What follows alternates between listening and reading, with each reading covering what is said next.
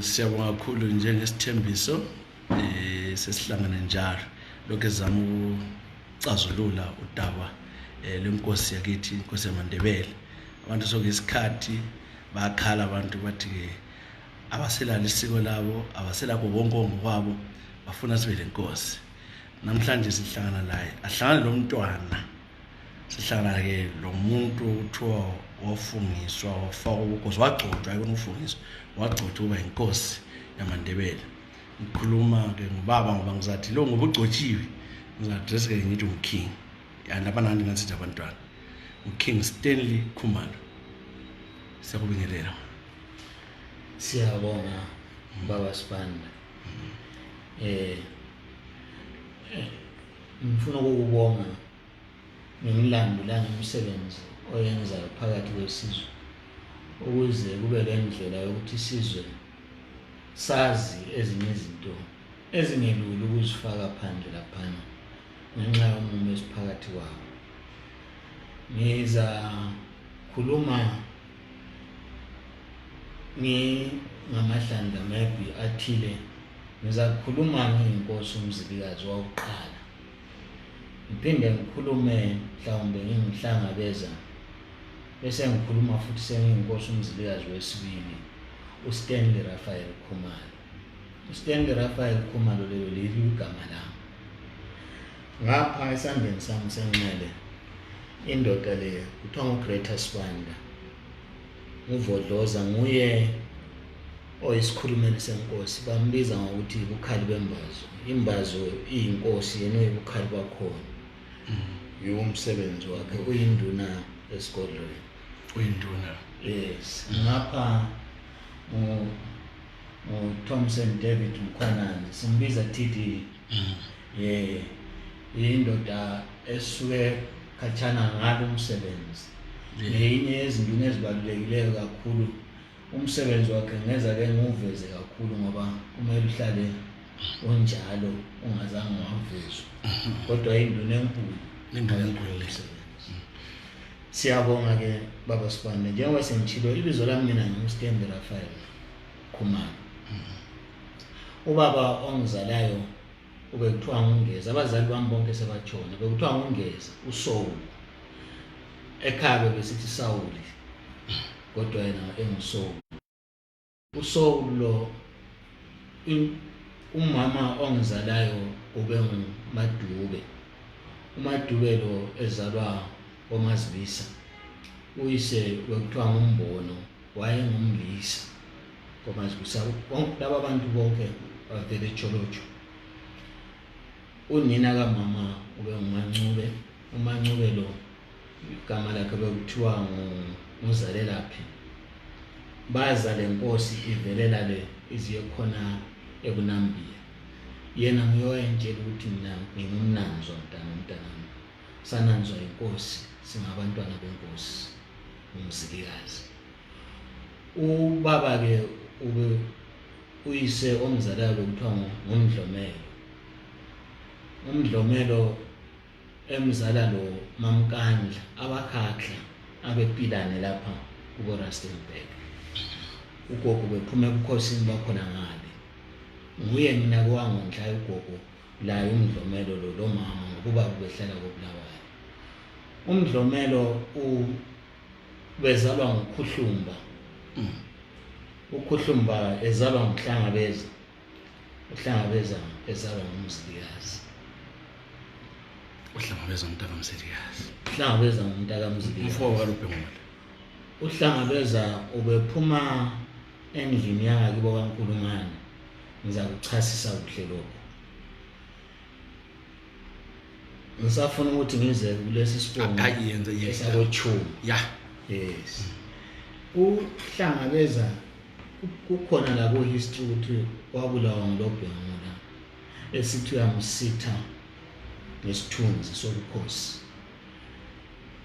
Kayisuye yedwa kumntaka kaMzilikazi wabulawa nguLobhengula.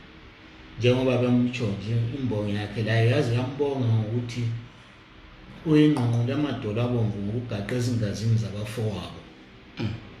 Uchiwo bona Hlangabeza labo mangwana labanene.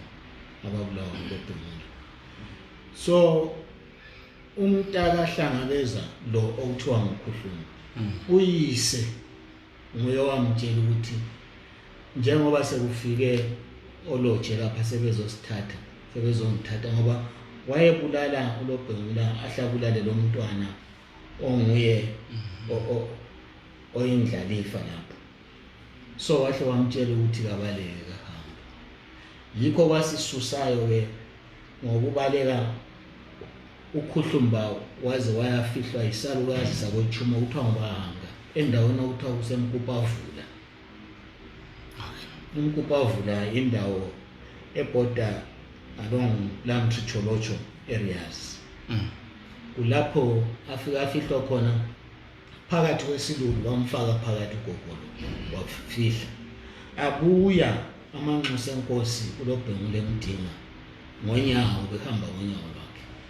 Ugogolwana walandula. Kulapho ke sathatha khona lesi sibongo esakwechuma ngoba ubahanga lo bengachuma.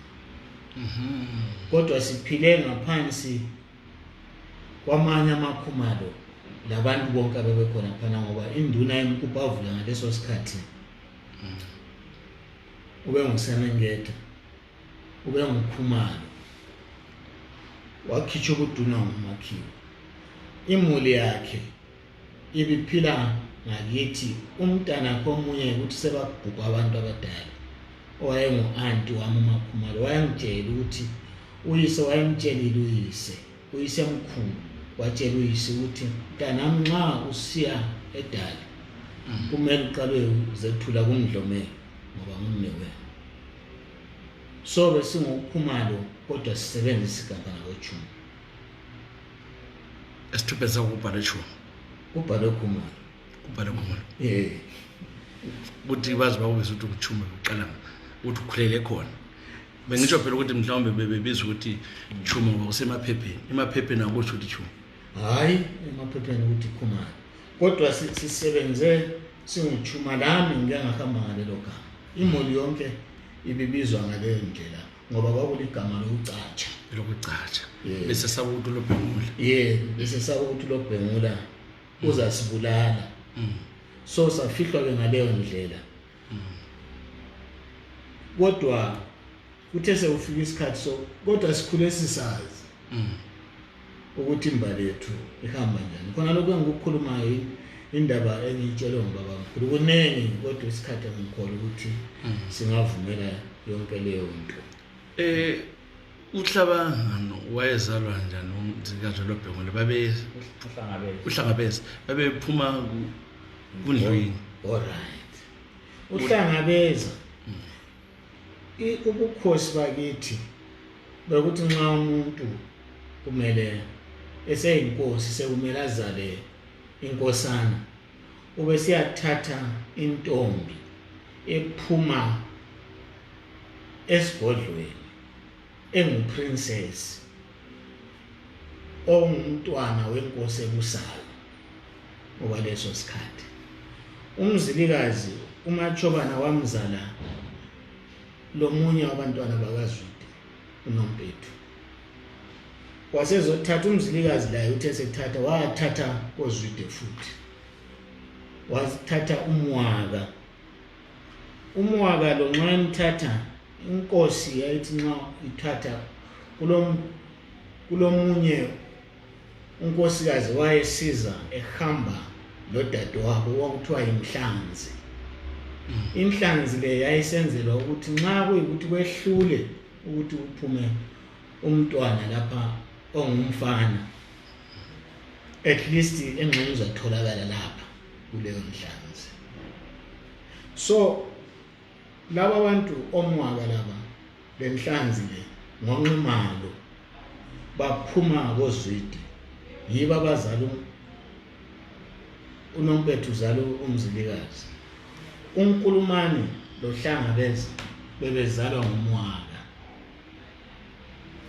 Then inhlanzi le yazala umntwana okuthiwa ngobuhlelo.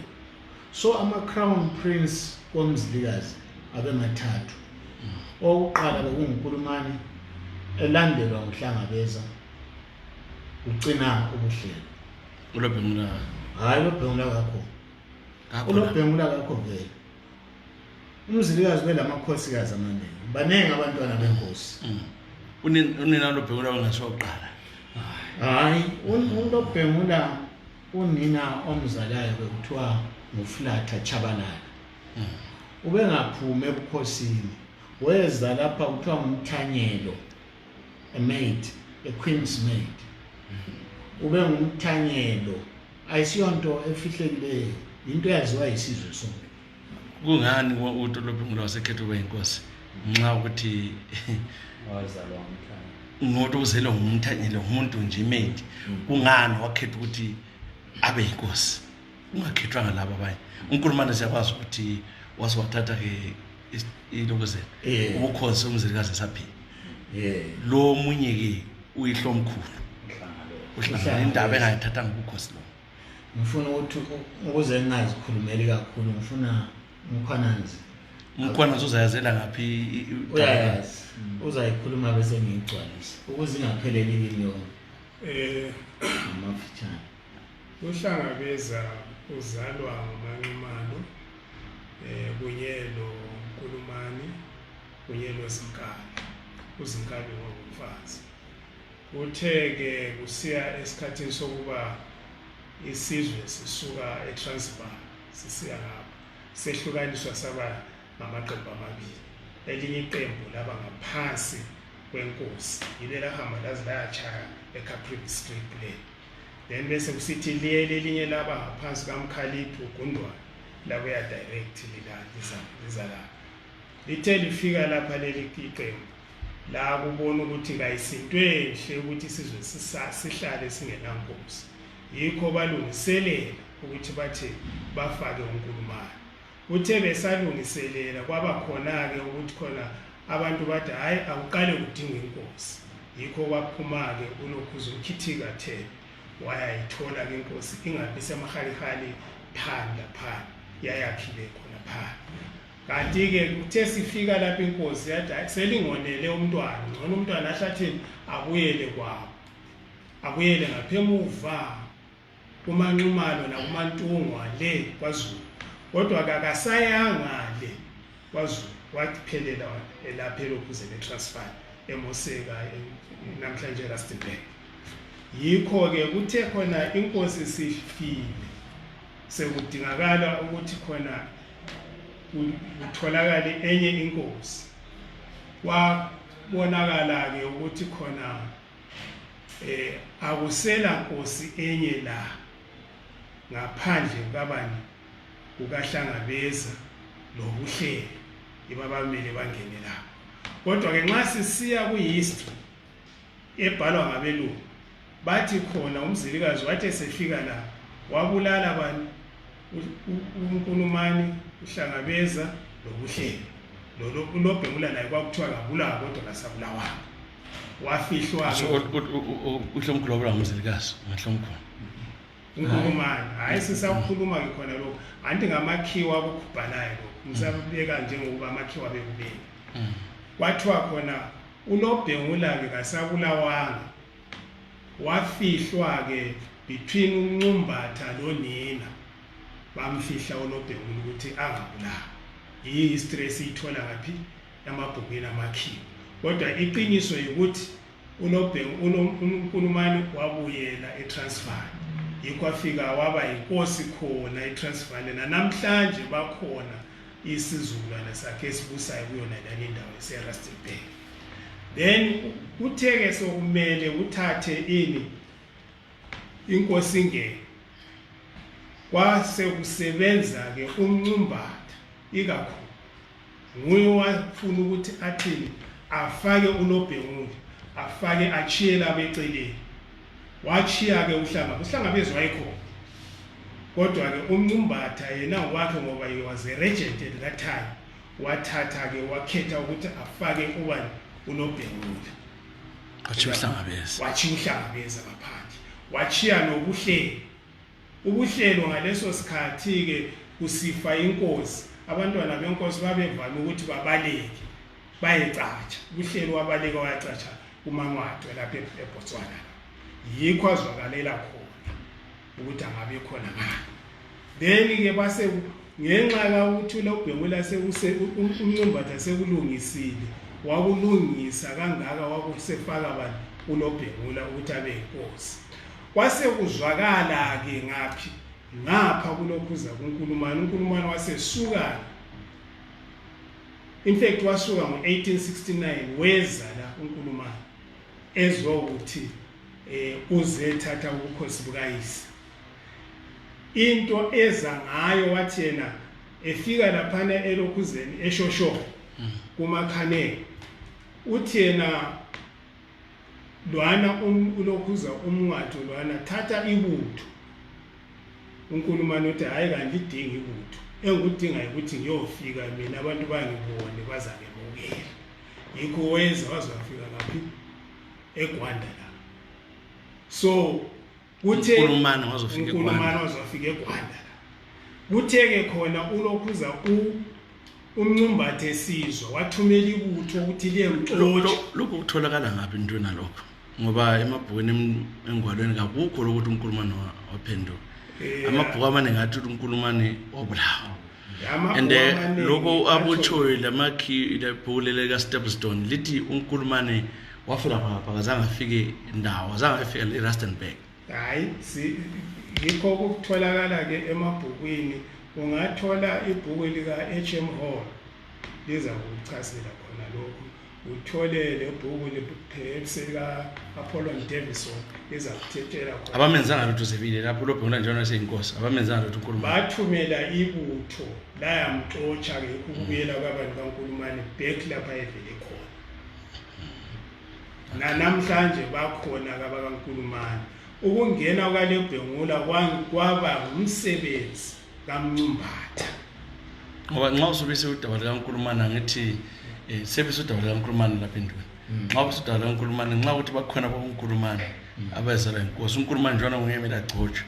Kuthi wena umntwana omela benkosi simela aphume ke endlini kaNkulumane. Hayi ngilandela ukuthi wayinduna. So umela aphume endlini kaNkulumane. Njalo silabo uNkulumane bakhona. So kusitsho ukuthi ke wena ke awungeke ube inkosi ngoba lana uphuma ngapi endlini kaNkulumane. Nxa bephila endlini kaNkulumane bakhona yini? Bakhona. Sike khathe singe ngaba South Africa unyaka longakapheli. Ngadibana leNdlovukazi uMakhumalo oyisizalwana sikaNkulumane. uNkulumane ubukhosi bakhe kabukho lapha. Ngoba uNkulumane ubukhosi bakhe bube khona even uMzilikazi sasekhona la. Bese bukhona ngale eTransvaal lapha uvusela khona. La khathesi kulokho bukhona. Nxa uMzilikazi ingcwalele abathi abalibona eRustenburg kodwa la uNkulumane kuthiwa kasilo lakhe. Izinto zasemuva njengabantu akade bengabhali izinto zabo. Sibanda. Zilakho ukujeka ngoba zibhalwa yilabo abafuna ukubhala ngendlela yakho. Kodwa nxa usumbonile umuntu uyakutshela ukuthi mina ngizalwa so ubaba bezalwa so ubaba. Ingcwabo yabo usulidingelana abantu abanikazi bakhona bona bekhona. Ngoba ingcwaba angizange ngimuzwe mina ekhuluma ukuthi ingcwaba leli kutheni kwathini. Izinto ezizahlala uNkulumane sokulele ngabo wazi wakho. Khona ngale Transvaal eRustenburg. Ku-area zeRustenburg. Kodwa ingcwaba lababona ukuthi ngulo muntu wayezenza uNkulumane babona kayisuye kuliqiniso. Kangikwazi lokho kangikaze ngikulandelele mina i-interaction yami ukuhlangana lemuli yakoNkulumane ngihlangane layo nalendlovukazi engudadewethu uMakhumalo. Lalaba ehamba la. Abasanda usixhoba lapha sikhuluma ke lenkosi yethu Stanley Raphael Khumalo. So uthi swagcotshwa siyabe endaweni yokugcotshwa. Swagcotshwa inkosi yamaNdebele okusemthethweni. Kwakumele kwenze idilo ukuthi avezwe umphakathi. Yiko kusele kuphila. Okuningi kwasekuthi ukuthi siyinkosi. Lapho ngumzilikazi wesibili. Besikhuluma umzilikazi wokuqala. ihlomkhulu angazi ngaba I think we're four so. phakathi. So why ungathi hlangabeza uzithi Mzilikazi ngoba anti kathi ukhulu wakho ongiyezela ubaba babakho wayomhlangabeza. Yes. Kanti indaba uzithi Mzilikazi. Hayi mina uyakwazi ukungenza ngimele udaba lobukhosi lobusibanda. Mina bengivele ngingekho entweni zonke lezi. Ngike ngahlala eNgilandi. Ngeza ngenxa yakho nalokho. Ubuhlala eNgilandi. Yeah. Bengikhona ngale ngiqedisa nje ukufunda. Uthe ngo1980 ngilo baba sikwenye indawo. Kwaza kukhulunywa ngobukhosi lobu ngokwendlela zemoya njengoba sizazi izinto zakithi. Bakhuluma la ubaba ngo1980 ubaba wayesempini wayevela empini. Sasiqala ukubonana ke sasesihlangana ekhaya. Kwakhulunywa la ngami ukuthi umntwana lo ubaba waseyiveza indaba ukuthi yena uyayazi. Eyobukhosi bona lobu mina ngami ngazi lutho ngaleso sikhathi. Usiyale eNgilandi awazi lutho. Hayi ngangazi lutho.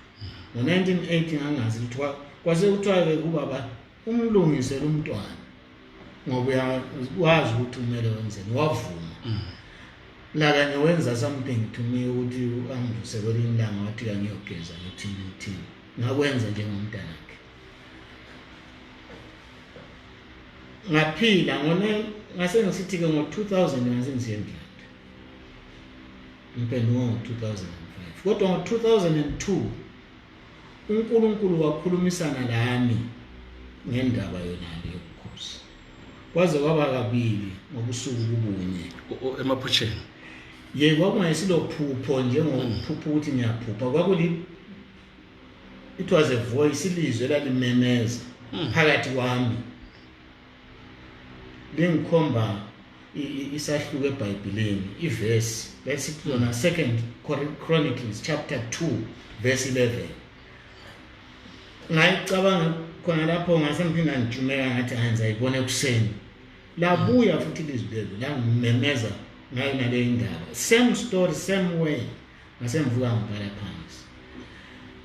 Indaba leyo yangihlupha. Ithini ivesi le? Ithi yona inkosi uHiram yaphendula inkosi uSolomon ngencwadi. Yathi yona ngoba uNkulunkulu bathandile abantu bakhe ukwenzile wena waba inkosi yabo. Yangihlupha ngaze ngadinga imali uyakwazi kuyadulu amaframachina ngabuya lapha ngizobuza ubaba ukuthi wenzakalani. Wasesithi yena hayi uzasiphatha njengoba umdala ungakhathazeki. Ngabuyela futhi ngoba ngangakaqede ukulandela. So indlela yami yonke ikhokhelwa nguNkulunkulu. Yinto ebengiyesaba ngoba mina ngisebenzile lamakhumalo la. Wakukhona yini uNkulunkulu ngesikhathi sonzaba Mzilikazi kumbe uNkulunkulu biswe ngabelungu ngibona kwakho? Hayi uNkulunkulu kangenza yabiswa ngabelungu. Nxa ngabiswa ngabelungu uthi umncane phela kulapho. Uthi ukuthi thina kasisadalwanga ke. Sesingaphandle kwendalo. Hayi ngiyezwa ukuthi wena iBhayibheli yalazi futhi ngizama ukuthi lalingekho lesi sikhathi uMzilikazi ekhona iBhayibheli. uNkulunkulu iBhayibheli lithi lona ngezikhathini zasendulo. Tholakala kuHebrews Samuel. uNkulunkulu usebenze labokhokho bethu ngezindlela eziningi ezijiyeneyo. Kodwa khathesi usesinike indodana yakhe asekhuluma ngayo. So izikhathi zabokhokho mina uMzilikazi kimi ngoba ubukhosi phela kayisiyonto efana lobupresident ukuthi uyakhethwa. Yinto kumele bekuwe ikufuqe yona izikhulumele yona ngoba ungabuswela lokho ungeza kube inkosi. Uyaba ngumpresident. Ngiyezwe indaba le bengithi mhlawumbe ilizwi la buyaye lalivela kukhulu wakho uMzilikazi ukhokho wakho likubonisa manje usungitshela ukuthi kwakuyiBhayibheli ladima isahluko. Ikwenza ukuze ukuthi ungenelana kanjani ukuthi mina ngangicana maybe uyambona uMzilikazi emaphusheni uyakubiza athi indodana wenkosi yabasizwe sami kodwa wena ubizwe uNkulunkulu ngabe Christianity. Yeah, Christianity has been politicized. Okay. ugcwele kakhulu ipolitics kodwa uNkulunkulu munye njalo lalabo abantu okhuluma ngabo akungihluphi ukubabona emaphutheni ngendlela zabo ngokukhetha kukaNkulunkulu. Ngiyababona. Right. Yikho nje uMzilikazi. Then ukuthi Mzilikazi owesibili kayisilobizo engazibhalona thina sike sahamba safika eState House sisiyadinga ukubonana lo Mgabe ngo-2015 ngoNovember. Siyamtshela ukuthi uNkulunkulu usedala okunye la usekhangela isizwe lesesihlutshiweyo lesi kumele sikhululeke konke lama-boundaries akhona abuyele kuso. Base besithi bona bazalungisa manje kumele sibuyele futhi khona ngapha uMgabe. Sengibhale incwadi yini ngayibhala ntambama uthe ngobusuku ngilele kwafika ilizwi lathi ke mina ngangibhalile khona lokho ukuthi igama lami ngumntwana uStanley Raphael Khumalo okazibani usemuva. Ilizwi lelo lathi lona hamba ukhipha lokho ilizwi leli lapha kade silizwi leli libuya ngalo libuya kuChristianity umbe libuya ngapha kukhokho wakho. Mina hayi ilizwi leli angithi asomuntu engimbonayo ukukhuluma ngizilizwi asomuntu omina phana ekhuluma lami. Abantu abakhuluma lami ngibabona ngaba ngoba bamkhulu ngoba ngiyabazi. So ilizwi leli lathi lona wena ngithe uyinkosi hambe ebhala ukuthi King Mzilikazi the second. Lathambe phala King Mzilikazi the second. Ngavuke ebusuku ngajinja incwadi ngayijinja ngabhala King Mzilikazi the second. Ilizwi leli ngizama uthola ukuthi ilizwi leli ulibona ngani livela ngapha.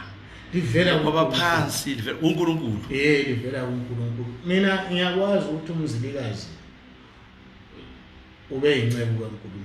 But abantu abakwazi ngoba bona into abayazi incebo bese bekwazi ngeBhayibheli. Ukunceku lo uNkulunkulu kabulani leBhayibheli sibantu. Hayi ngiyazi ukuthi phela abantu babesithi ngidala asithiyane lento zamakhiwa lezo. Okay. Usikhulume ngomdali wabantu. Labantu njengesidalwa zakhe. Singaze sakhipha abantu bakithi bangabe khona kuNkulunkulu. Hayi bahlala kuNkulunkulu angithi ngabakhe. Bese sichiya uNkulunkulu engomakhiwa thina singaselayo. Ngenxa yeBhayibheli lapha hayi lingakubeki njalo. Okay. So ilizwi lelo wapho siyabhala Mzilikazi the second. Yes. Ngabe ngisiyabhala King Mzilikazi the second. Kusukela khona lapho ukuthi ngizibize ngaleyo ndlela. Kanti siyonto engayicabangayo kumbe eyahlalelwa iCommittee. Wazibiza njalo. Lapha ngo-2015 kwase uqalise ngo-2016 ngoMarch. uMgabe uhlangana naye wathi uMgabe bavimba ukuthi sihlangane bathi bona uzabuya ngapha. Gabuyanga. Uthe sekuyile kasimbonanga wabuye senzisa ama-graduation. Sabafonela sasikhuluma le ndoda othiwa nguThizora engu-principal director e-ofisini kaMgabe eState House. Into le yahluka. Kungani wena ufuna uMgabe isizwe samaNdebele kumele asidingi phela ipolitics isizwe samaNdebele. uMgabe umfunelani ukuthi ukhulume njengenkosi uyinkosi yamaNdebele Ndebele Nation.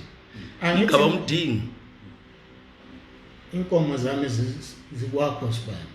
Mhlawumbe nxa izalagiso kumbe wakha manje. Uthi wena ngazifica kanisa uma nempongo uzithinta nje. Ziyatholakala sesesibayeni sami kungazange kube lokukhulumisana. Siyakhulumisana. Yikho phela ngangibulala. Angizange incwadi yakho likhona la khathesi. Ngamtshela ngathi mina izinto lezi sezihamba isikhathi eside manje isikhathi sakhona sesifikile inkosi sikhona. Inkosi yamaNdebele. So ngicela sihlangane silungise izinto. Ngathi nxa lilungisa umuntu kade lima konke lemasimini akho sekumele liphawulelane kuhle ngoba yena secabanga ukuthi usemzini wakhe. Usetshelela abanye abantu futhi ukuthi laphana kukwakhe. Abantu bangakubona wena usulokhuza bathi wena ngosihlupha.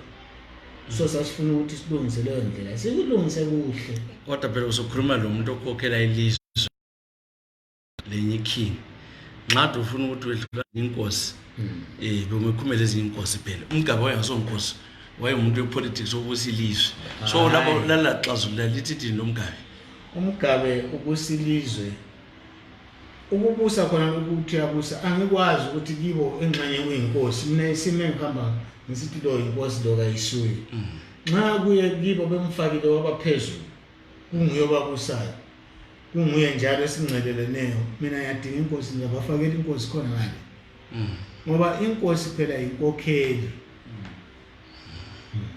so ngangisiyakhuluma le inkokheli eMashonaland ukuthi hayi ndoda kodwa amaphepha sithi uyinkokheli yeZimbabwe hayi lokhana okokuba inkokheli yeZimbabwe ngiyakubona mina akulani la ngoba mina into wawuzange uzama udinga ukuthi kule nkosi zeMashonaland bembona ngani nxa ungeja uthi inkosi kezwakala hayi angithi inkosi lezo lokho ukukhulumayo kukhona abanye bakhona sesike sabonana kungumsebenzi omkhulu kodwa ngangifuna ukutshengisa le ndoda engene ngapha ngakwami ngoba isizwe lezana inkosi okhuluma ngazo ezingene emzini wami la ezilima la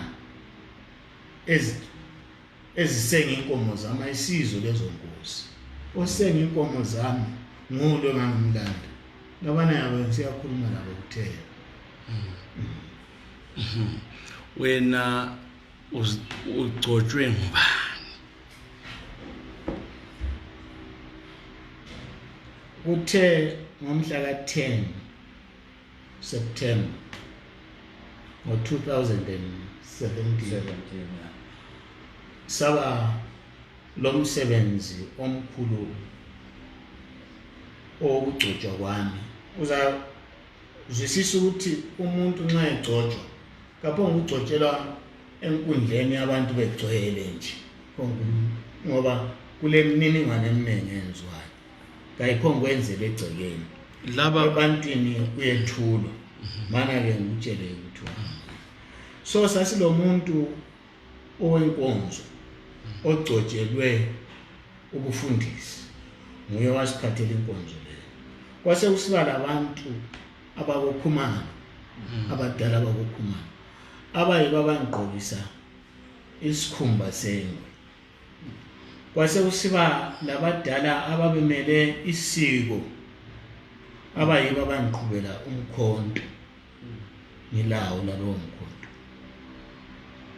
mina ungayiphambili ngiyafuna ukuthi iphambili engawuzisiyo ukuthi isonto ingena njani lapho ekugcotshweni kwenkosi yaMandebele isonto leyakwenza eminingano yonke le isonto ayiphi amasonto maningi kule sabatha kule Roma kule Anglican kule Brethren kula zona ezeza kulezi insuku amaPentecostal yipi leyo sonto eyathi yona izagcoba inkosi yaMandebele kwezenzo eminingano inkosi yaMandebele wena okuhluphayo kuyini ngitshela ukuthi uhlupho lwakho entweni kaNkulunkulu kuyini ngiyanguzwisisa lokho ngifuna ukwazi ukuthi isonto ngoyikhethileyo umbe ikhethwe yiba abadala labo lokugcoba yiko ngizifuna ukuzwisisa hayi ngoba abanye abantwana abasebona sebevelelwe ngaphandle ngitshela ukuthi ezinye inkonzo ngoba ngumuntu oqatheleyo inkosi yaMandebele so wanganxuswa yini amanye amabandla enxesithi wonke amabandla abuye ngoba uqatheleyo lelo langa lakithi angithi uyakwazi ukuthi ngabe ngibuyele eBhayibhelini ngiyakutshela inkosi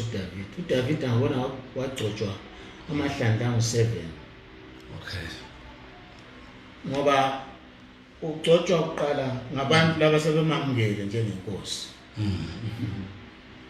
nxa sebebaningi abanye futhi asebebuyile sebemamukela labo bayamamukela akuvali futhi ukuthi agcotshwe futhi uDavid wahamba ngaleyo ndlela so osibando Ezra chisa sibanda ngibanxusa ngaphi bevele bengangeni lento yakhona besithi uchumalo manje sebekhona phela abathi nangu ukhumalo nansi inkosi yethu umsebenzi sekumele uqalise ukuhamba bona labo bakhona sebe officiate besenza yibo labo abahlanganisa zonke lezo zinto okay abakukhumalo bebekhona ibaphi la ngoba ikhumaleni khanye iningi kakhulu iningi kakhulu iningi amabizo ayingitshela ukuthi ikhumalo le vele iphuma kwaMzilikazi la yebo Bona labo abangqokisayo baphuma kuMzilikazi.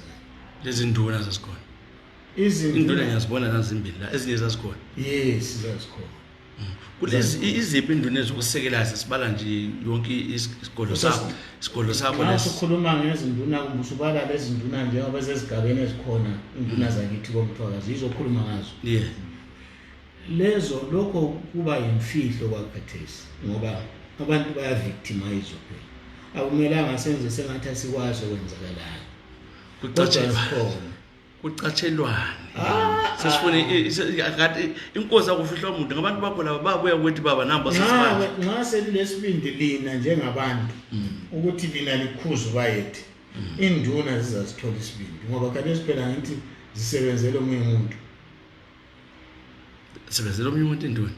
Awukwazi ukuthi zikholiswa ngabanye abantu. Ngiyakwazi ukholiswa nguhulumeni. Ngitsho phela ukuthi njalo bayakwazi ukuthi isizwe sakithi izinduna zifakela usiko le culture yakithi konke ama tradition yiko zikhona kwaphana sisebenza nabantu ama communities. So lezi nasi silenkosi yethu induna kumele zokhothama la. Zibe kuyi. Kufanele. Kodwa manje uthi ziyesaba.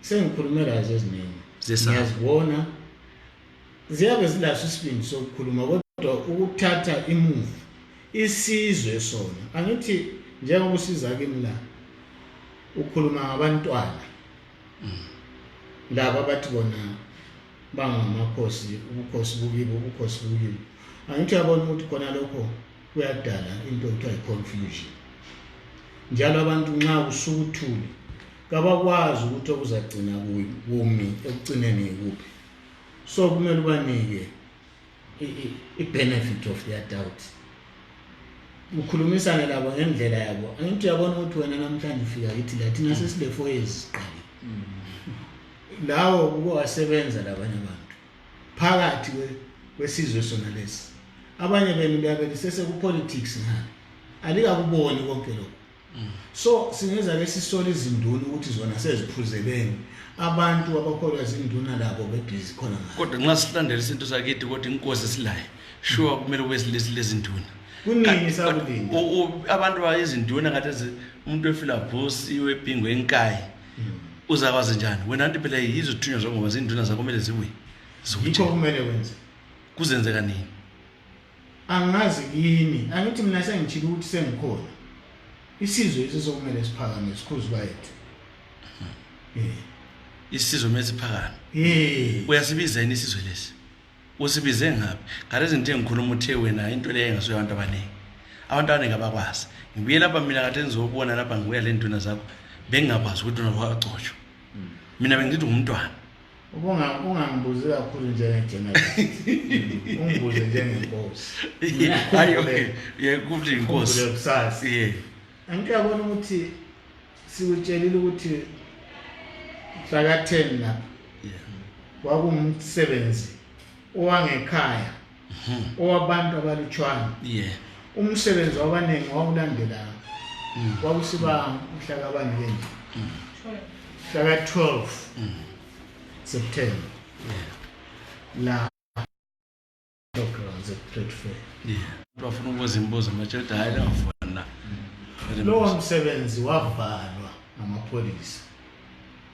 uvalo wawungokugcotshwa ngokuveza ukuyethula inkosi abantu wavalwa lo elebona amapolisa babuya laphana kulama tear gas kulama armored whatever kwaphose kwaba kubi laphana labo bazikhulumela ukuthi it was about abantu ababelaphana bakuphose befika abo 50,000 ngoba baqhubeka 50,000 yes a trade fair singakutshengisa ama videos akhona uyilanga labo siyavezwa yes aha mina bengicanga bona kodwa akufihla nje kuphelele kwaphana ugcotshwa lo wathi uyakuvala ukuthi ungenzwa lokho wathi ukuvalelana Kwangu-2000 manda? Kwangu-2017. Ungaso Robert Mugabe?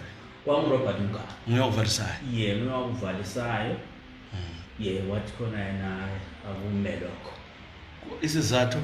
Basibeka isizathu bathi khona bona into leyi eliyenza la yinto ezatshintsha izinto eziningi. Isizathu abasikhulumayo? Isizathu abasibeka izatshintsha izinto eziningi izatshintsha i-political landscape ku-SADC region la ku-African Union kubhaliwe khonokho lasencwadini yamapholisa, and therefore mana ukwenza lokho kuqale kulungisiswe kukhulunyiswane labantu abaningi ngalindaba. Iyo into abathi bayivalela yona amapholisa. Kwakuphatha njani ugcotshiwe njengenkosi namba abantu abakho zezi zingane zizakuthi siyabona uba kuthiwe hayi lokho akwenzakala, wazwa njani? Kwakuphatha njani wena? Angithi umumo esiphakathi kwawo siyabe siwazi, ayisiyonto emnandi.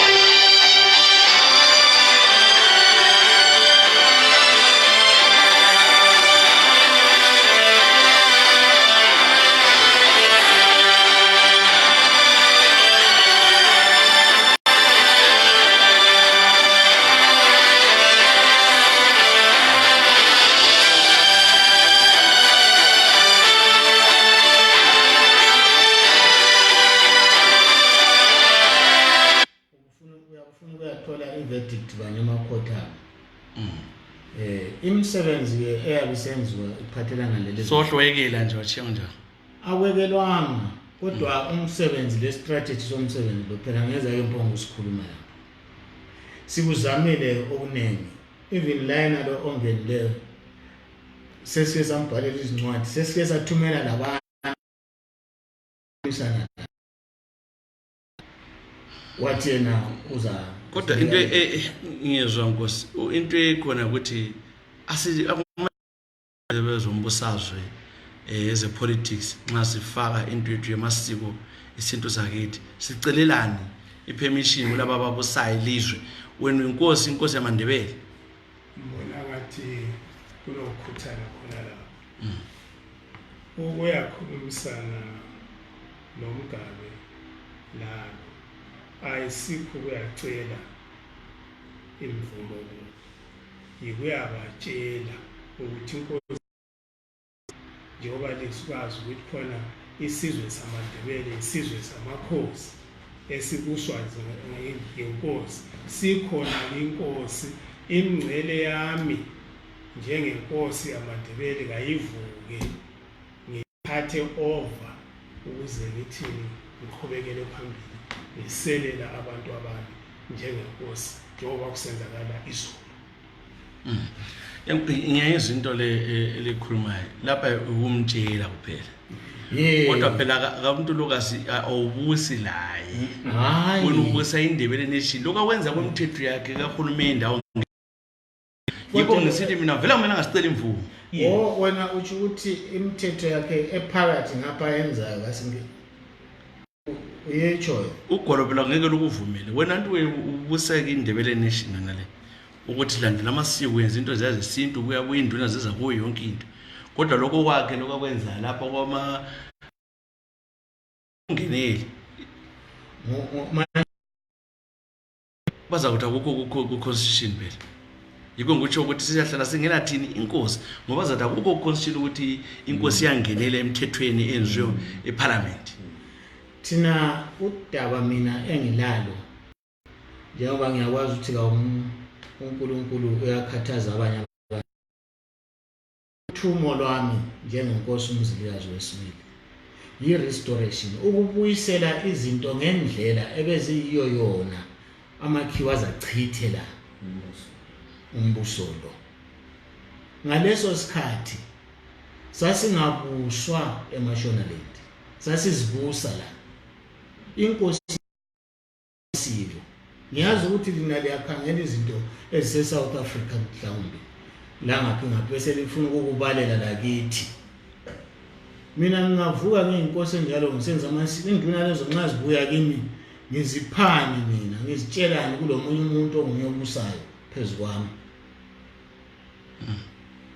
Nxa kulungiswa ulutho kumele lulungiswe luphelele, hayi khona ama-peace. Inkosi uMzilikazi bebengasizwa inkosi zamasiko, bebezinkosi ezibusayo, kodwa abantu sebethethe into leyo ukuthi traditional leadership.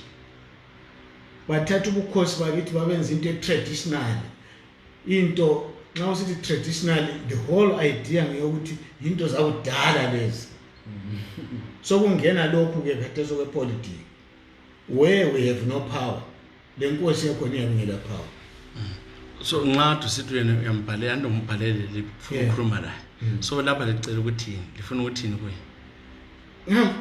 incwadi yakhona ikhona ngikhuluma mina ngemingcele lokuvuselelwa kobukhosi lombuso ufuna imingcele lena ivele khona kudala ukuthi lizwe ayikhona ukuqula kubuyiselwe lapha belikhona ngoba awucace kancane lapha libiselwa njani la kathi uhlupha ngani ngithi ukuthi libiselwa njani lapha phela anti kathesi ukuthi ingcele yayivele ikhona ba ngo-1893 kungakadilizwa umbuso wamaNdebele amashona kumbe ngithi mashona land imiyodwa ngale kanti-ke iMandebele land layo imiyodwa ngapha iphethwe inkosi so inkosi uMzilikazi wesibili yikho akuthi yona ifuna kubuyele okuyinto lokho kubuyiselwe khona phana siziphathe thina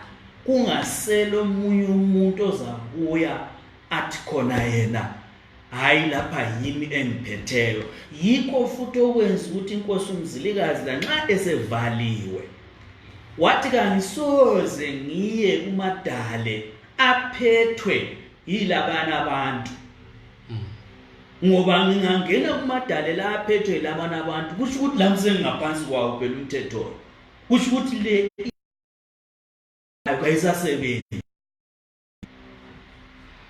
ungafezeka lokho akuyafezeka kuyini okungehlula abantu bekhona lo uNkulunkulu ekhona njani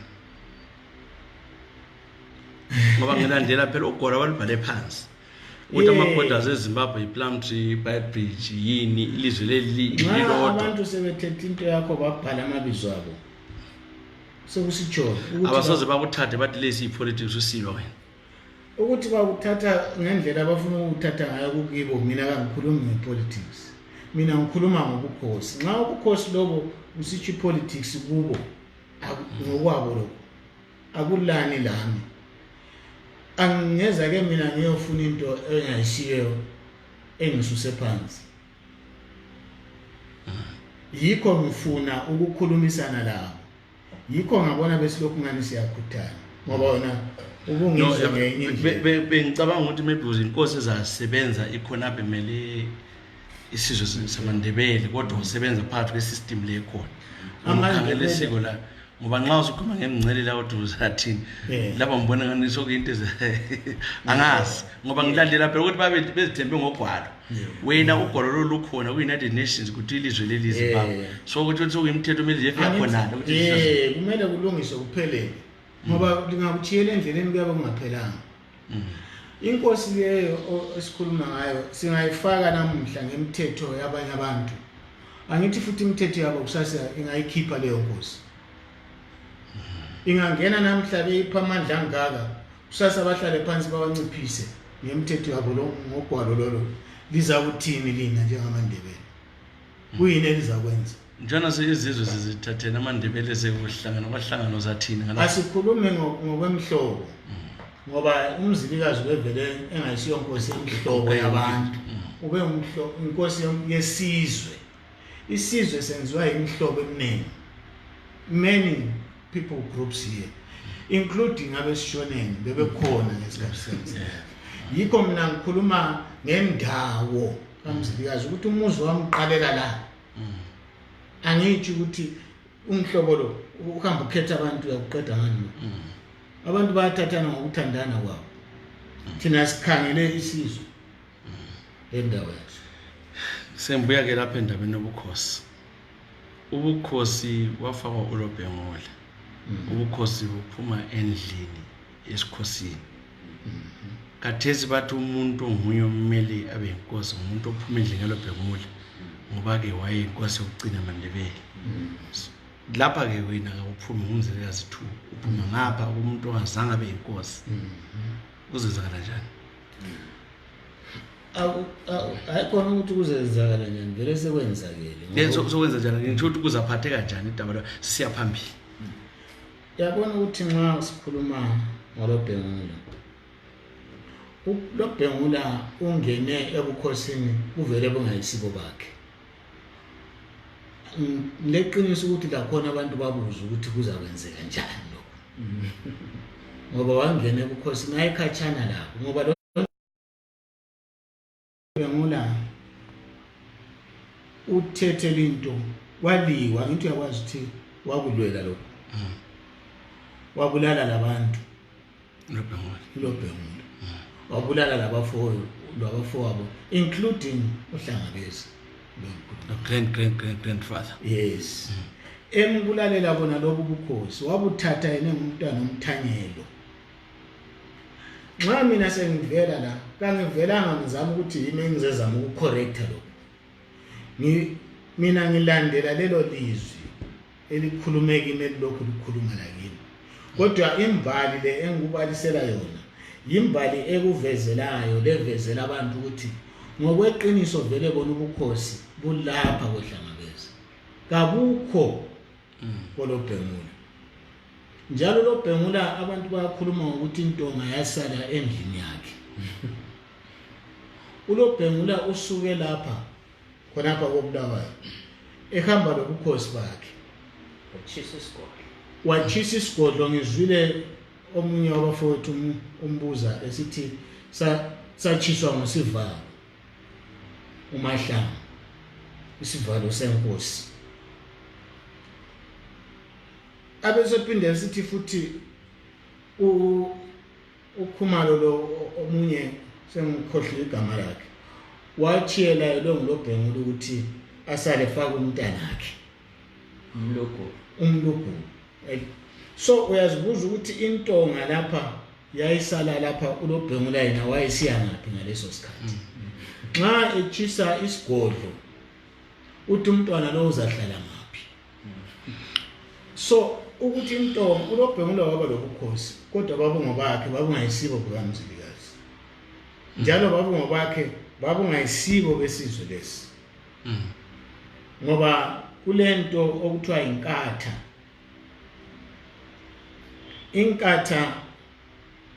ngithanda sengikhuluma kakhulu ngicela umkhona zayichasise nje inkatha kancane ukuze uzwisise bijana inkatha nje hayikhona inkatha iwomba isizwe mhla inkosi igcotshwa iyabe phakathi kwenkatha igcotshwa ke phakathi kwenkatha leyo yikho kwenziwa yonke imininingwane inkatha yenza imininingwane akulalele inkatha yesizwe antu yabona so kusuka ke khona lapho ukuthi khona ulobhengula leyo mininingwane eyenkatha kayizange yenziwe ngoba wafakwa ngomcabango kaMnumbatha onguye owafaka ulobhengula sinomnumbatha ukuthi yisiphi isizathu esamenza wenza njalo yena vele kwazi ukuthi khona amakhosana kube kunguNkulumani lohlangabeza lokuhleli asikwazi ukhuluma ukuthi inkatha wena qoshiwe ifakiwe isetshenzisiwe udlile isihlahla yenza ukhosi ngizidle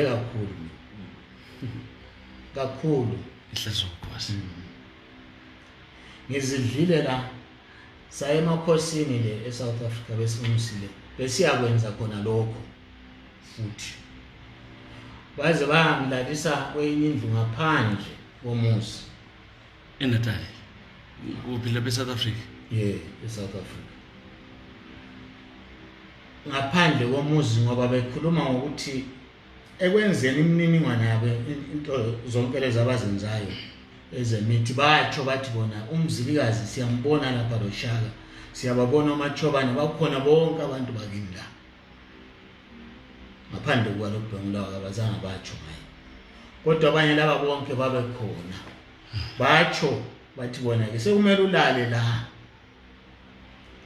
ukuze abangakini labo bakuvakatshele ube labo ngobusuku kodwa kuzalala wedwa khona ngale egangeni batsho futhi sitese sivuke ekuseni bathi bona hawu ulokhu khona indaba ezithi abaningi sasivuke lapha sebebalekile so ngakwenza konke abanye bathi ukuthi kingship is lineage ngithi kumele kuvele Nkosi after Nkosi siyabona kwaZulu siyabona eBelithani siyabona amazwe wonke le yakho awukho lineage yakhona nxa sisilandela ukuthi asithi loBhengula wangena engafanelanga abe khona enxa kaMncimbatha kodwa phela wayekele waba inkosi ubukhosi ke ungabazi angithi nxa kwabuhamba ngendlela yakhona uLoBhengula mntambona ukuthi wangamelanga abe inkosi ngizwile lokho ukuzwile kuhle uzwisile kodwa waba yiyo ngithi nxa sekubuyela endleleni yakhona ububi bakhona bungaphi lomunye uNyamanda wangena mina ungaphi uNyamanda uyinkosi eyabusa ngaphi kangikusoli konke lokho but ngikhuluma ngokuthi mina ngithi ngibizwe uNkulunkulu evuselela indlu eyayivela iqondane lobukhosi lo Mzilikazi ukhona lapho phakathi kwaleyo nguye umnikazi walobo bukhosi ngezindlela lapha wena ngwakho lapho urecognize ukuthi uMzilikazi kuhle kwabuya kuwe lokho kunye ukubuyileka oloBhengula obani ayivela ubanasi hayi uLoBhengula ngiyamhlonipha ngoba njengenkosi yabusayo kodwa nxa ngikhuluma ngelineage yobukhosi baboMachobana kusuka kuMzilikazi oqala kuze uMzilikazi wesibili unguwena yes kathesi kunje udaba losoluhluphile wena ucotshiwe kulabanye babahlanu bonke labo bazi izinkosi bathi babantwana balinda ukugcotshwa kulozwide kaloBhengula kaKhumalo kuzoba loBulelani ukwahlana laba bantu ukwabonana lapho kakhulu uzwide besisebenza sonke umfowethu futhi besizwana okunye ngiyamangala nginxase lokukhuluma ukuthi chuma sometimes ngiyazibuza ukuthi kanti usekhohliwe yini uBulelani ngemazi kanye saba sonke emhlanganweni ngo2016 ngo30 April khonapha ubulawa kuthiwa ngapha art gallery indaba ezokhulunywa lapho ngeyobukhosi mina ngase ngivele sengivelile ngaleso sikhathi le ncwadi leyo ngangibhalela umgabe yayisisazakala ngase ngivelela la kubo ayandale saxoxa ngayo ngazi indaba zonke lezi ezokuvuka kwami sahlangana labo Leo sakhuluma labo Bruce sakhuluma ngendaba yami iqondane lalokho engikuphetheyo ngibatshela ukuthi hayi bafowethu labo baba kulento enje kimi njengoba kudingwa nje ngoba kwakule research committee layo ngakhulumisana layo so inkulumo ke seziqhubeka wonke umuntu wayesendlini lapho wakwazi ukuthi mina ngikhona ngiphetheni ngoba banginika ithuba ngachasisa yonke into ephathelane nami base besithi ngilinde kancane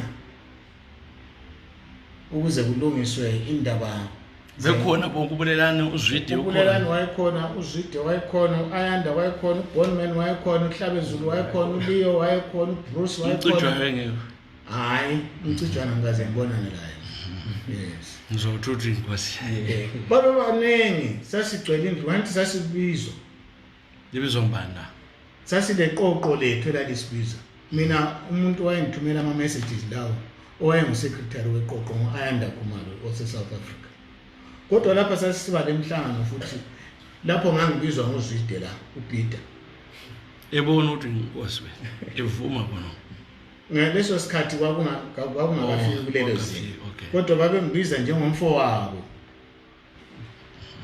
emhlanganweni yonke okunye ngangiphutha ngenxa ukuthi uyabubhizi ngokwezinye izinto kodwa ngangisiba khona so labo amadoda okhuluma ngabo ulwazi lwami ngabo ukuthi ngabafowethu njalo bakhuluma ngobukhosi bukaLoBhengula mina kangingeni kakhulu endabeni kalobhemu ngoba mina into lapho engisuka ngikhathaza khona ngoba abantu bakho abantwana bakho bacabanga inkosi yokugcina yawo ngolobhengule nxa bezothi isizwe samaNdebele sesikhethe inkosi sokule inkosi enje bacabanga inkosi lelo kinjalo ilineage kolobhengule yikho phela ngikuchasisa ngithi yikho besikuzama lapho ukuthi ubukhosi bewuvele kumele buhambe njani hayi lokho sikuzwile yikho ngisho ukuthi uzakwenza njani ukubiza abantu abakho bonke labo babiba phasi kwakho angithi ukutshela ngabantu esibabize lapha baphosa kwathi hayi phela ulama millions ola 50,000 hayi ama millions lawo ngibona ngathi i50,000 singazange se advertise indawo ngoba kasila ama radio kasilana kodwa kwabuya abantu ababuya lapha babevele emakhaya ngoba abanye bakhona sakhuluma lapho abanye bevele Montoro bakuthi ukuthi lapho hayi bazwile ukuthi inkosi yagcotshwa bekhuluma isishona khona bebuya khona bethi inkosi yabo abanye bevela kubobhinga gokwe bepreach everywhere leyo nto ekhanya ngathi yahlupha sibanda ukuthi wena ngithi njengoba uyithola namuhla lawo ugcwele ngembuzo kayisiyo nto ehluphayo nxa kuyikuthi mina kangisiyo nkosi sibili kahle kuzachitheka lokhu kuchabalala kanti kuyahlupha yini ngoba kuyafa akufani la uqala ukuthi omunye sebulelo omunye yikho sengikwesaba phela mbona ngani ukuthi uzada ihlome yakho impilana la ihlome bese hayi akukho lokho kodwa ubukhosi kunempawu zakhona njalo nxa usithi wena uyinkosi kumele ukhuluma ngobukhokheli obuphezulu kumele ukwazi ukuthi ufunani kuyini inkosi ngoba lingathatha ubukhosi libenza into eyelifa lizahlupheka liyisizwe lilayo inkosi yelifa ihlalele lapha kungela into elingayithola kuyo uyini onofuna ukwenza isizwe sakho samaNdebele njengenkosi angithi besikhuluma ngokuthi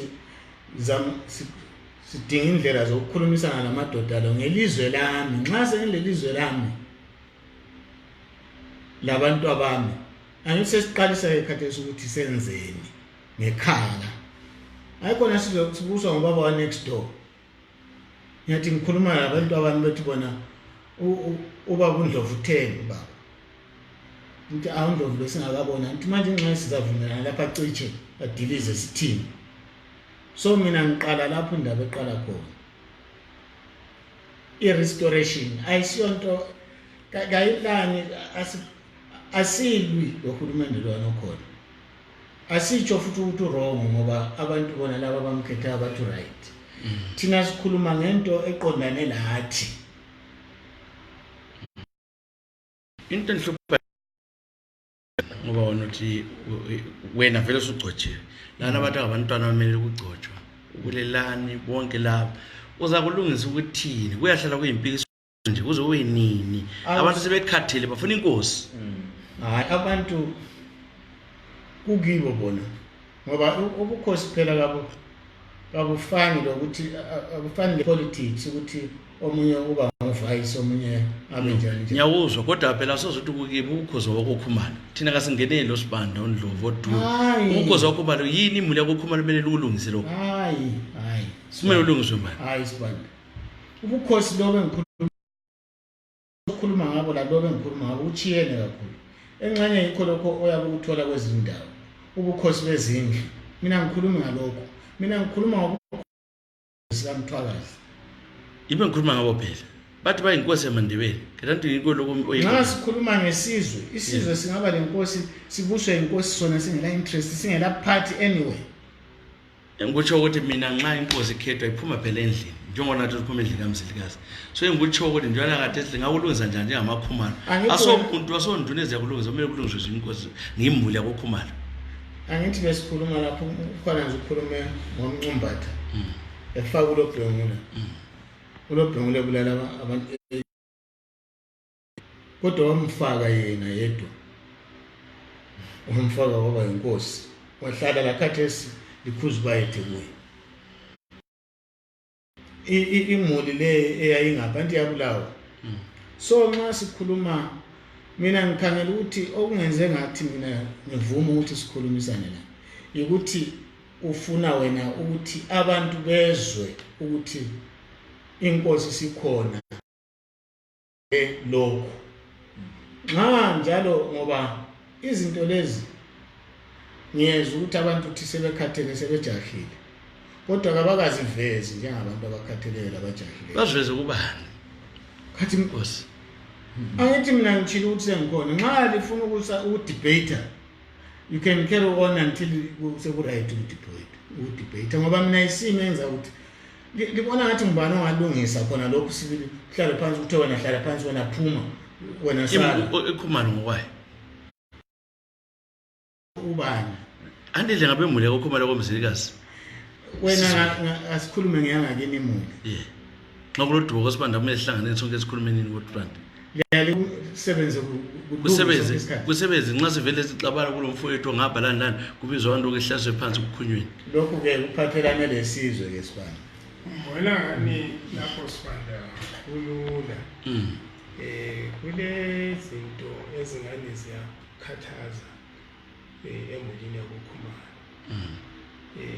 abanye bathi umzilikazi wesibili kayisiye Khumalo abanye bathi yokusizwa-ke kuthiwa khona omunye uthiwa inkosi omunye uthiwa inkosi omunye uthiwa inkosi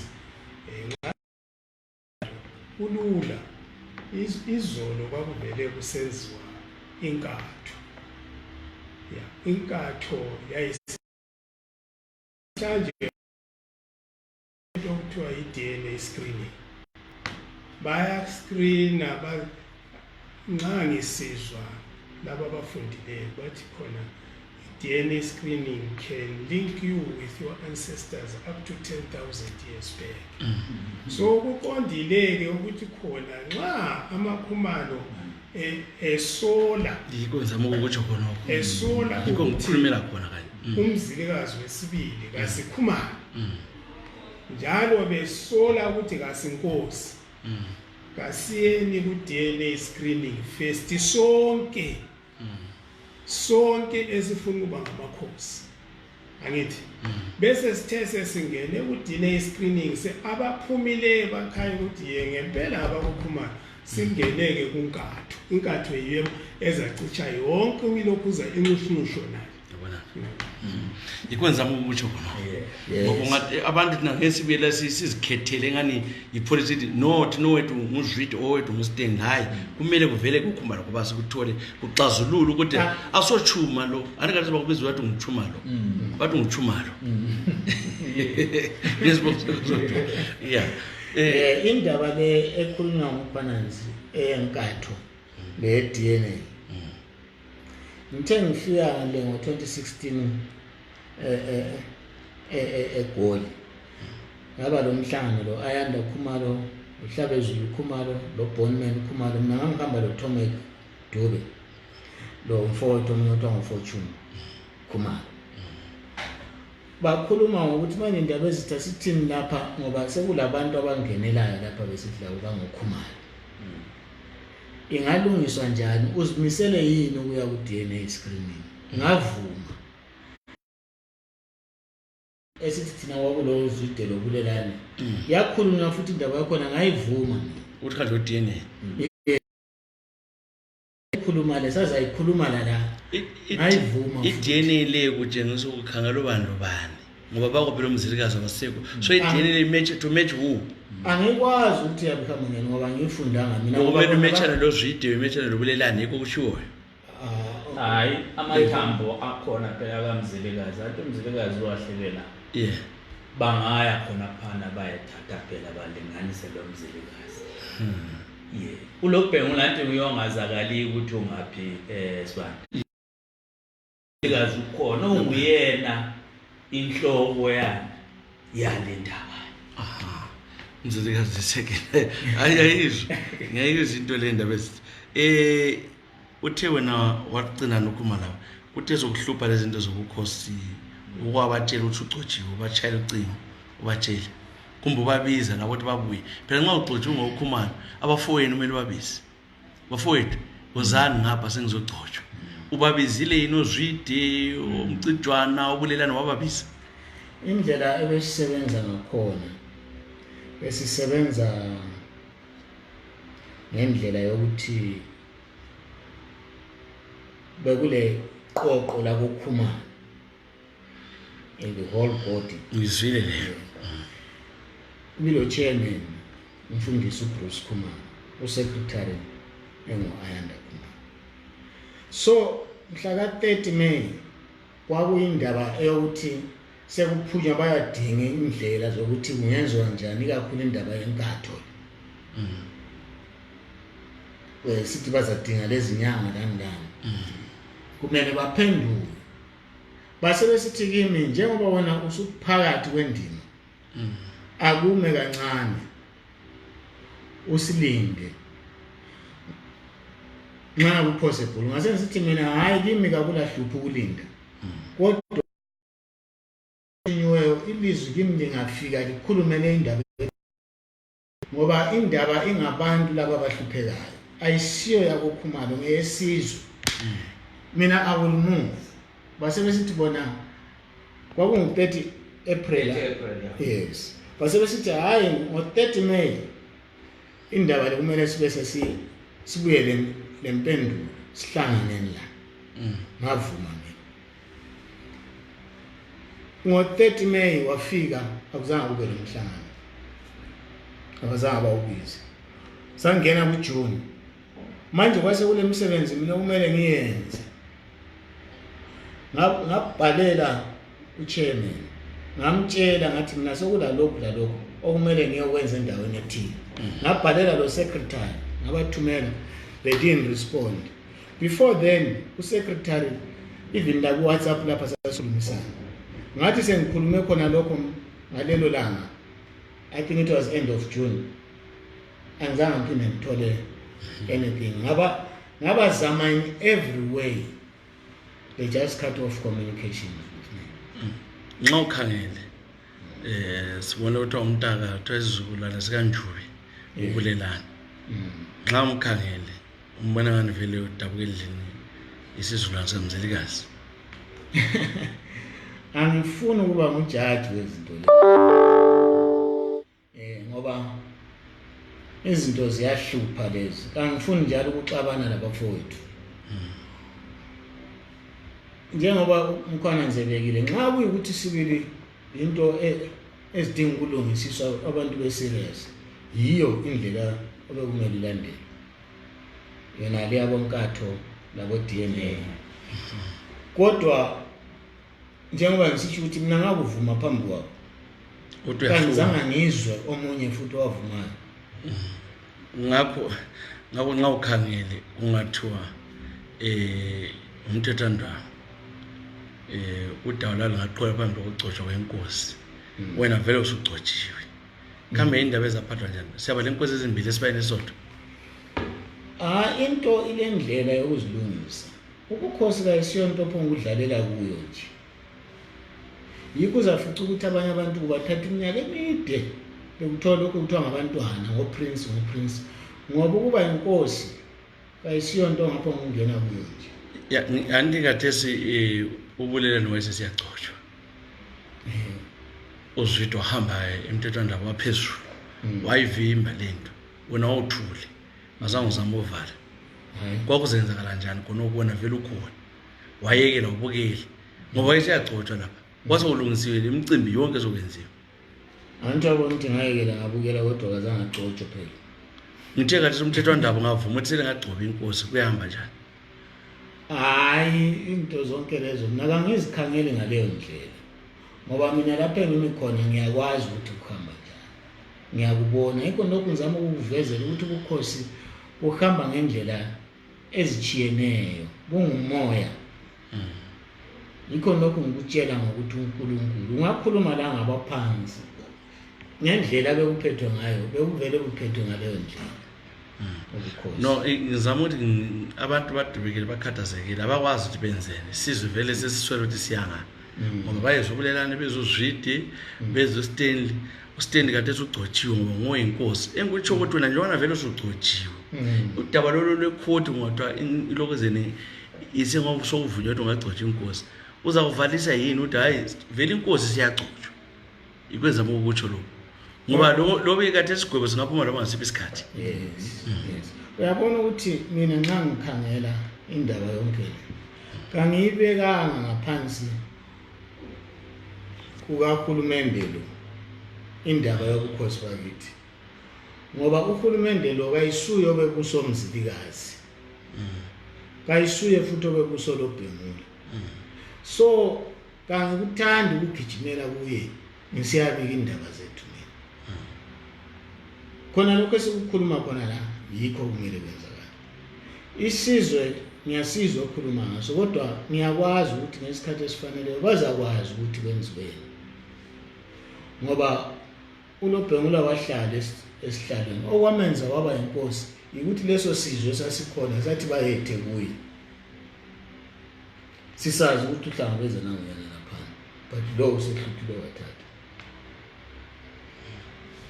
so lokho kwemthethwandaba kamfuna ukukhuluma kakhulu ngakho ngoba mina kangifuni ngingayangale ukuthi inkosi sekumele ijudge high court la hayi bengithola khona ukuthi phela bazathi igcotshwa anti babavalayo umthetho bathi inkosi le ingagcotshwa ukuthi ngiwathi hayi sokuvunyelwe ukuthi kuzahamba njani kwathi ngizama ukuzwisisa khona ngoba thina ngathi sile inkosi egcotshwe iyayikhothi ethi selengagcobi inkosi so kube sokuhamba njani ke lapho into omele ukuthi ngasi sizwisisela le ubona njani ya kuyabe sokulo hlupho kodwa njengoba inkosi sitsho ukuthi khona hayi izinto zonke ezenziwe nguNkulunkulu ezenziwe ngabantu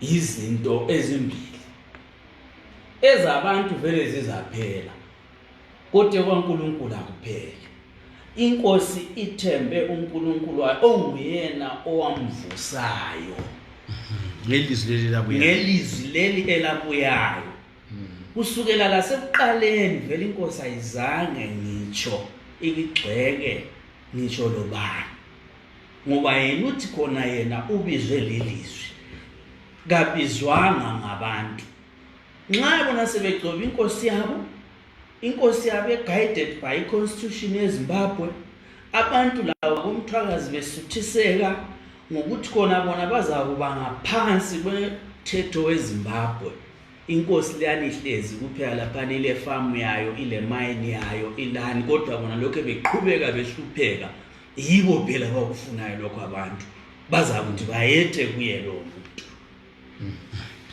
ilizwi lamtshela bayethe indaba ezithi yebo angazi ukuthi kuzalungisa uthini kodwa abantu sebekhathele bafisa ukuthi ngase bevele sebenza Ndebele Nation sikhona kodwa ayikho sila inkosi egcotshwe na ihlezi phambi kwami ayibuthanda abantu abayo ikhona ayibona labantu abayo umthetho wayalisa awuvezwanga ebantwini inkosi egcotshwe uyahlala ugcotshwe ungavelanga abantu kuzobe nini angithi nxa kunjalo nxa ngikhuluma ukuthi abantu bona kumele kube yibo abahluphekayo ngento yabo wena uyibisela koKhumalo uyenze ibe into yomdeni ngoba nxa kungangena isitha koKhumalo lapha sinyove lindaba lina lokhu lilindele indwe yakoKhumalo ngoba iminyaka isimide phela lilindele indwe ayisoziphume indaba ngoba lina njengesizwe lithi lilindile ungabona abantu bele lakudlala yokulinda ukuthi ba comfort kodwa Mzilikazi phela waqoqa isizwe sakhe wakhe isizwe sakhe samaNdebele wahlanza imhlobo echene yes ukuthi bamelela wena inkosi yabo phela ukuthi ubaqoqe ubatshele idirection kuyiwa ngoba ungamelela abantu ongcotshiwe ukuthi bakulanda ongcotshiwe phela siyakucela ngicela thingithi over expand inkosi uMzilikazi njengoba igcotshiwe iyaqhubeka isebenza labantu bayo iyabathekelela khulumisane labo bayayazi abantu bayamazi ukuthi sile nkosi enjani ayisiyonto enzakala langalini njengoba unanzelela ukuthi kunokuvinjwa lesikhathi lapha inkosi yakhona enyamayizo abantu babeyilindele yathi fika kwathutsha amapholisa bavimba umhlangano wabo andiyabona khona lokhuyana kutshengisa ukuthi khona kulento uhulumende ayesabayo ngokuvula kwalobu bukhosi kwalinkosi ufuna ukuthi athini avuse inkosi after his image kanti ke okudingakalayo yinkosi ezavuka ibe inkosi yakomthwakazi nasi inkosi yakomthwakazi bayifuni ngoba ifuni ilizwe layo lendawo yayo njalo okunye angazi umntu uyakwazi sibanda ukuthi mina sithe silomsebenzi oya cela izulu laphana egcekeni lencwana abantu babuthana amapholisa ayesekhona ngabo 5 ekuseni baqalisa siyacela izulu sasiya egcekeni lencwana bachaya abantu bebaxotsha ngoba babesazi ukuthi mina ngiyabuya khona pha bathe sebebaxotsile bagcina sebethatha abanye bebavalela ngabuya mina ngafika ngacela ukuthi abantu labana kabaphume ngangena esitokisini ngalala khona inkosi yala lesitokisini so nxa lina likhuluma ngithi lina njengaba bezindaba la ngesizwe libona sengathi kuyabe kuyinto encane kuba lungela abaningi kodwa lokhu ubukhosi engikhuluma ngabo kumbe esikhuluma ngabo kuchiyene njalo futhi indaba yokuthi isizwe kasikakwazi la isiloqiniso khona lokho okukhulunywa ngomkhwananzi siyahamba ezindaweni kodwa kayisikho esikufisayo ngoba mncane kakhulu kukhona lesikusebenzayo lesikuzamayo but into enhle kakulula ukuthi kwenzakala izinto eziningi abantu bengakakhulumisani labantu laba abakade bevele besiphethe okay isigodlo senkosi singaphi la isigodlo ukuthi sifuna ukubuya inkosini phela sizobuya isigodlo singaphi sikubona isigodlo yabo inkosi nxa ufuna ukubona inkosi lenza njengakhona lokhu lenzile liyathinta induna zenkosi kuqala ngoba ngithola ukuthi abantu bakho abantwana bakho sizo amandebele abantwana besizwe amandebele bafuna ukubona enkayi bafuna ukuthi babone inkosi yabo ubonakala ngaphi isigodlo singa kulezindlu indawo zonke izindawo ezindawo angithi sikhuluma ngento entsha into yakhiwayo inkosi yona isikhona kodwa kulohambo phela kusakhiwe isizwe lo Mzilikazi la zangasakhiwa nto so njengoba kuyinto yakhiwayo okwakhathesi okubalula ngoba futhi silokuganga okuningi phakathi kwethu lempilo zethu kumele zivikeleke kakulula uphonga ukuvula nje amasango yikho silabantu nxa umuntu efuna ukubonana lenkosi labantu besigaba befuna ukubonana nenkosi bathintana lezinduna zona lezi bathintana nawe ithintana ngaphi litholakala ngaphi likhona phela asiwazi isigaba singa so kumele bakuthinte efonini umhlaba wonke lo sizwe amandebele sisikhulu kangaka bakuthinta ngaphi ubo Facebook wona ngaphi utholakala website utholakala kuzo zonke indawo lezo kubo Facebook kubhali ukuthi isikhulumeli senkosi kubo kumafoni voices kugcwele nje yonke indawo ngoba sakubekwa kwaba obala ukuthi khona bonke abafuna ukuthi bathintane lenkosi nanzi inamba okumele bathintane lazo nangubani okumele bathintane laye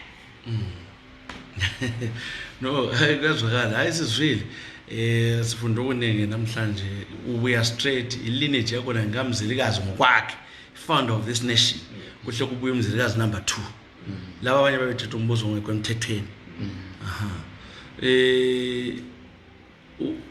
ubona njani uZwide sikhulumile ngobulelani wathi awusozikhuluma kune uZwide ke uZwide la ngeza ke ngikhuluma une uZwide ngomne wethu umfowethu akulula ukuthi ngikhulume ngaye ebulenjini la lokho okwasemuva ukuthi ngikhulume ngolobhengula kanimgxeki ngikhuluma iqiniso lembali ukuze abantu balazi iqiniso libe segcekeni kodwa la madoda into engiyaziyo ngobukhosi mina ukuthi nxa buvuka njengendlela lokuvuka ngayo ungabubona bungabanga kuthi ukuthi phambili engxenye kuzabanga kodwa ungabubona buvuka kusibanga nje so lo zahlala esihlalweni ekucineni hayi ngibona ngathi uzahlala uzabusa amabutho avela ngaphi libuswa ngabanye abantu sibanda usufuna ukukhuluma into prison aliyaso politics phela laba sikhuluma ngesiko lesindebele usiko lakithi angithi yabona so kumele bela mabutho enkosi akusomabutho ezikhalo ukuthi kuyaliwa kodwa amabutho agcina inkosi kule butho lami ubutho longizwa ngendaba lapha kule butho lami etshwani lani ukuvusa amaxhiba ukuvuswa kwamaxhiba ezinye izinto eziqhakathekileyo kulobu bukhosi esesiphila kubo khathesi izinto ezifana nama-financial resources ukuthi mina sengivelile ngaba inkosi nanka amadoda asephakeme baningi abantu even labantu ababe bengibhasopa nje bebhasopa lemuli yami babe bekhona kodwa angithi kungeza lekwenzeke ngendlela eliyabe lifisa ngakhona lokuvuswa kwamaxhiba khona lokho sekufuna izimali ngoba thina konke lokho esikwenzileyo sikwenze sithengisa inkomo zethu thengisa inkomo zethu seziphelile esibayeni simelele ukuthi uNkulunkulu uzasipha ngoba abantu bakamthwakazi bathi bona basafuna ukubona ukuthi kuzaphela kutheni akulawo phela into ehlupha ngokuthi uyathi abantu umelela abantu ufuna benzini maybe ngabachethi ufuna benzini abantu hayi abantu khona lokho kwenzela amadoda abaphansi kwami ukuthi basondela bathi asibambisaneni manje abantu bonke bangabuya bonke bathi kathi kuyini bro bahlanganela benga ngoba uTwitter kanti laba bahlangana la ngaphi abantu ngihlangana labo nsuku zonke sibanda ngibizo kunye umama kusala ngihlangana labantu abanye bevele emakhaya akusiyo into enzima leyo okay hayi abazombangazo bahluphana la kodwa abathi uthi wena ngombangazo angikwazi ukuthi bacabangani kodwa kanisiyo umbangazo njalo bombangazwe eqinisweni ama-political dispensations la axhume lapha i-leadership yakhona yonke siyake yafika kimizo zethola bonke ngazi bezobekhuluma njani bonke sebeke babuye nababusayo bonke hayi ngithi mina laba abasukula lapha kobulayo laba ababusayo abaphezulu khona ngale kubo political bureau labo sesisakhulumisana kakhulu abalapha hayi kuyakhanya ngisegcina ukuthi udaba lwenkosi eMandebele alukhatshana ukuthi luphele hayi awukhanyi njalo akhanyi njalo so laphela ukukhuluma phela ayisikho ukuthi into yakhona angithi ukukhuluma into esingayikhuluma lapha sibande lento esetshenzwayo akusoze kufane ilizwi lizakubonisa kwenzakala sisicela ukuthi ngani ngaphendula lisibonise ukuthi singaxazulula njalo udaba lo ukuthi mina ngithi ilizwi maybe ukuthi kumbe liyabuya lizotshela inkosi uxazulule lolu daba ngoba abantu behluphekile bafuna indaba leyabulelana indaba kaZwide iphele yonke into sihambe nini njengesizwe yikho kwenza ukuthi abanye lokho bengani bamile ngani abanye bami ngale emafensini akula muntu ofuna ukuthi angene into lesindebele because khona kuyindaba zokuthi kuyaxatshana hayi uyezwakala lokho nxa kuyukuthi lokho okwenza abantu babe bene ngamaqumbi achiyeneyo kuzaphela lokho angisengikhuluma welizwi kuzaphela lokho ngoba kakulamandla konke okuthiwa ngumvodlozi lokho okuyikho okumiswe nguNkulunkulu yikho kuzagcina kumbi ekugcineni akusoze ujike futhi okukhuluma siyakhuluma njengoba khathesi obekuqhakathekile lapha nje ukuthi abantu babone laba bangaboni abezwe laba bangakazi bezwe lokuthini kodwa umsebenzi wona okubusa awusoze uphele ngengxoxo lapha bese lokho ingxoxo leyo kusenza ukuthi abantu asebeduka abantu abaningi kade abaningi sebefunda ukuthi ukhona umuntu wanje ukhona ogcotshwe bebengakwazi hayi lokho ngoba amaphephandaba amaningi akufihle ebantwini abaningi abakwazi ama-radio akufihle so sizama ngakuthi abantu bakithi bakwazi and lokho kwenzileyo sibanda ngiyakubonga kakhulu kuqhakathekile ngoba siyabe sifonelwa ngabantu abasemazweni abantu bakithi bedinga ukuthi ngoba baba sebedobhela ukubadobha khona abadobha kokho ngobaphicayo sebefisa ukuthi bezwe ukuthi kathi inkosi ikhuluma isithini kodwa hayi kungaze kwasethusa lokho esikubonayo njalo singaze sakwesaba ngoba kuvele kunjalo ubukhosi kulendlela yabo yokubanga kodwa kayisikho ukuthi kuzahlala kunjalo hayi lokho ngingakuthembisa hayi siyaphenduka futhi sizokuthi ngomnyaka ozayo lokho kunjalo hayi uyayi hayi lezi lokugcina singahambi ngiqale kubaba ukuthi lapha enduni ukhwanansi ugagisi inkwali yebo baba usizwe sikamthwakazi inkosi sikhona umzilikazi wesibili wagcotshwa njalo uphathekile ngomsebenzi wokuvuselela ilizwe lakhe lombuso kunenge osokwenzakele bakithi esingeke sikuchaza khona lapha esingathi singakuchaza khona lapha abantu bamangala ukuthi kade kwahamba njani kuze kwenzakale ngalo nhlelo kodwa sekunenge okwenzakeleyo kunenge njalo kuzakwenzakala kunenge njalo okwenzakalayo isizwe kasize sizozehlisa ngaphansi kaMzilikazi wesibili size sikhulume-ke sikamzilikazi wesibili wagcotshwa ukhumbuza ukuthi abantu ugcotshwe nini inkosi inkosi nansi sizwe esihle sizwe esicolekileyo mahlabe ezulu umthwakazi omhle inkosi nansi umzilikazi wesibili inkosi igcotshiwe mhla ka-10 September ngo-2017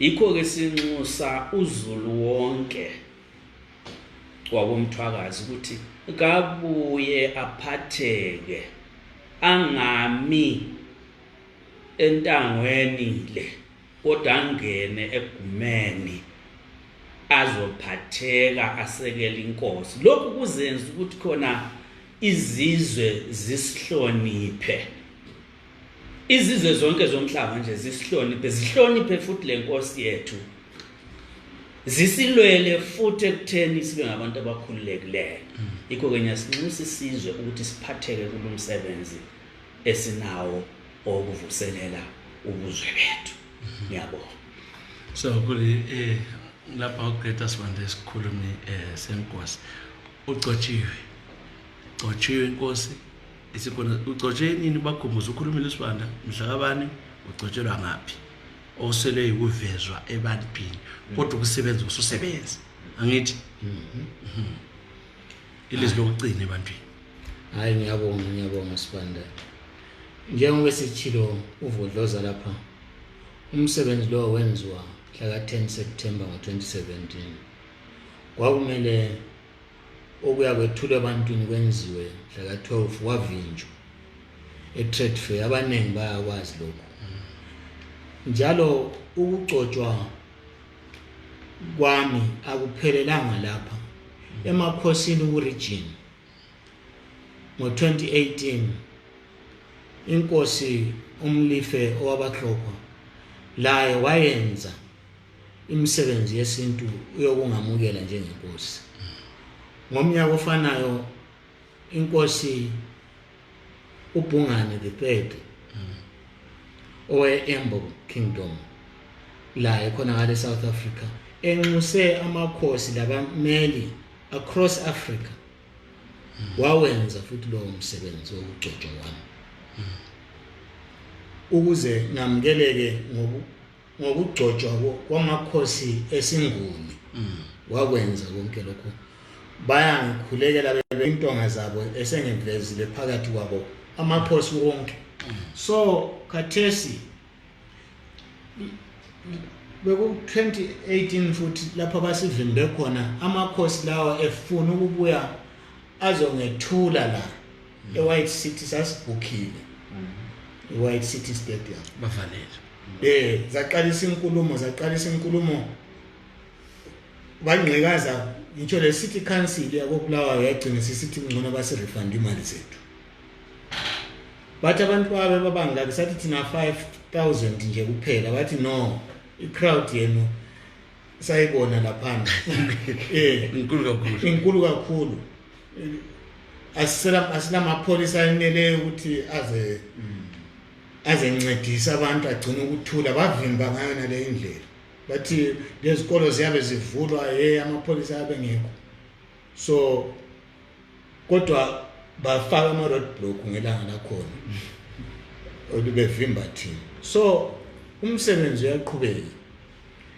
okuningi lokho okukhulunywayo ukuthi inkosi ngubani inkosi umela ngoba izinto zama WhatsApp lezi ziyaphela vele zona kuyaphelela emoyeni kayisiyo into kumele yethusa abantu le njalo abantu bale njongo eziningi kodwa mina khathesi engikucelayo ukuthi isizwe sona nxa kuyikuthi sesifuna inkosi ngokuphelela isikhona isizwe phela kulapho uphuma khona amabutho kulapho uphuma khona imali zokuphakamisa umsebenzi kulapho uphuma khona ubayethe kulapho uphuma khona yonke into isizwe singakhuza ubayethe isizwe futhi iswe sakhe isigodlo senkosi ayisiyo inkosi eficakalisa isigamli intungu njalo ngabantu futhi abazawuthi no inkosi yethu sifuna ihlale endaweni engaka endaweni enje abakwakhela ipalace abantu khathesi bangathi bona bafuna ukumbona ngihlala ngaphi ngihambe ngihlala ngaphi kanti angithi bona kabakenzi lutho kumele bakwakhele isigodlo kukibo kabakhululeke futhi bangaze besaba no hayi kuhle kakhulu sithanda ukuthi sitshela abasanda kuxhuma ukuthi hayi amaphepha akhe wonke abhalwe Khumalo asojuma kodwa kwakunguthuma ngenxa yokuthi kwakucatshelwa laba izitho ezasifuna ukuba bulala so kodwa yena nguKhumalo kuhle emaphepheni wonke idlangamali yidlangamali Khumalo indaba ezithe ngiyabonga bayethi inkosi siyabonga kakhulu ngiyabonga mntana nkosi siyabonga